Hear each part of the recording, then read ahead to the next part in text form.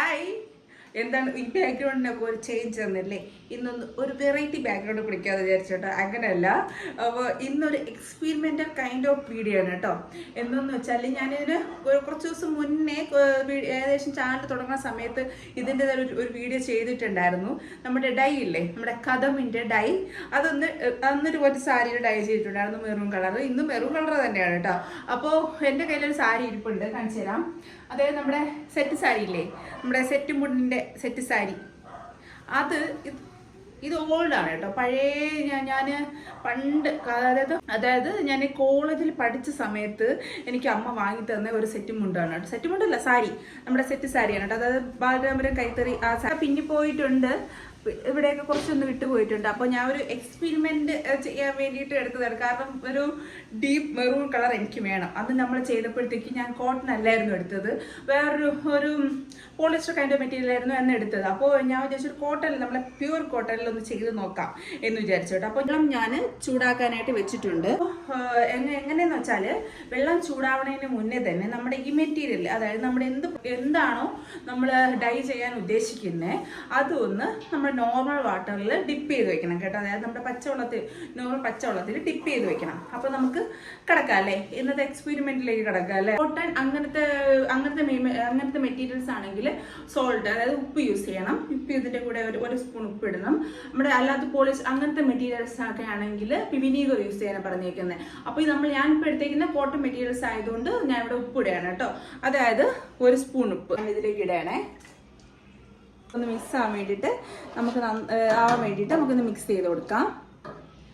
ചൂടായി വന്നതിന് ശേഷം നമുക്ക് നമ്മുടെ തുണി ഇതിലേക്ക് മുക്കി വെച്ച് കൊടുക്കാം. നമുക്ക് ഈ കളർ, അതായത് ഒരു സാഷ് നമുക്കിത് പൊട്ടിച്ച് ഇതിലേക്ക് ഇട്ട് കൊടുക്കാം. നോക്കണേ, കളറ് കണ്ടോ, നല്ല ഡീപ്പ് മെറൂൺ ആണ് കേട്ടോ. കാണിച്ചു തരാവേ. നന്നായിട്ടൊന്ന് മിക്സ് ചെയ്യണം, കാരണം എല്ലായിടത്തും ആ കളർ എത്തണം ഒരേപോലെ. കാരണം അല്ലെങ്കിൽ അവിടെ ആയിട്ട് കളറ് നമ്മളെ തുണിയിൽ അവിടെ ആയിട്ട് കട്ട പിടിച്ചിരിക്കും കേട്ടോ. അപ്പോൾ നന്നായിട്ട് മിക്സ് ചെയ്ത് കട്ടയോ ഒരു ലംസ് ഒന്നും ഇല്ലാത്ത രീതിയിൽ നന്നായിട്ട് മിക്സ് ചെയ്ത് കൊടുക്കണം. അപ്പോൾ അത്യാവശ്യം ഒന്ന് ചൂടായിട്ടുണ്ട്. എന്താ ഉണ്ടാക്കുന്നൊരു ഫീലാണല്ലേ, കുക്കിംഗ് ഫീലാണല്ലേ തോന്നുന്നത്. നന്നായിട്ട് ഞാനിവിടെ വെള്ളം കളഞ്ഞെടുത്തിട്ടുണ്ട്. അപ്പോൾ നമുക്ക് ഈ തുണി ഇതിലേക്ക് നന്നായിട്ട് പിടിക്കുന്ന രീതിയിൽ ഇട്ട് കൊടുക്കാം കേട്ടോ. എല്ലായിടത്തും ഒരേപോലെ പിടിക്കണം. പിടിച്ചില്ലെങ്കിൽ അങ്ങനെ മഹാ വൃത്തികേടായിരിക്കും കേട്ടോ. എനിക്ക് വൃത്തികേടാകുമോ എന്നറിയത്തില്ല. നന്നായിട്ട് എല്ലായിടത്തും പിടിക്കണം. നല്ല കളറൊക്കെ ഉണ്ട് കേട്ടോ. പക്ഷെ നല്ല ചൂട് വെള്ളത്തിൽ വേണം ഇത് ചെയ്യാനായിട്ട്.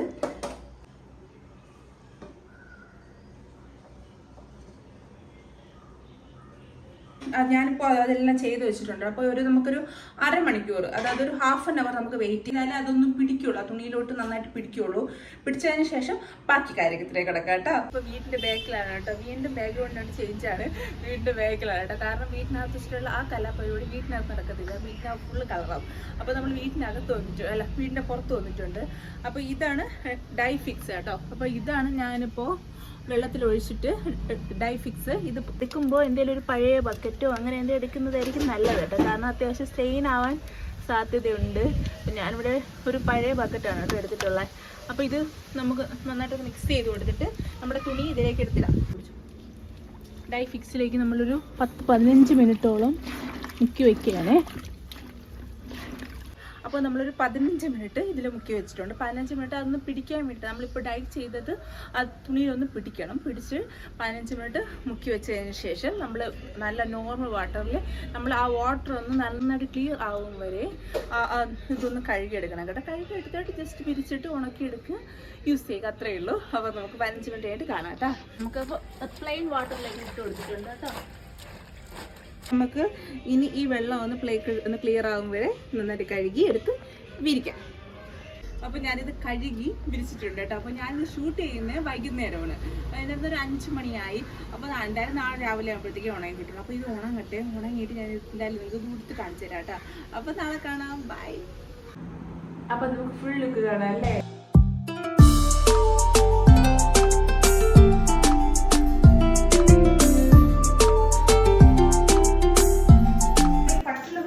കേട്ടോ. പട്ടിയിലൊന്നും നമ്മുടെ നോർമൽ എങ്ങനെയായിരുന്നു അതേപോലെ ആവത്തുള്ളൂ.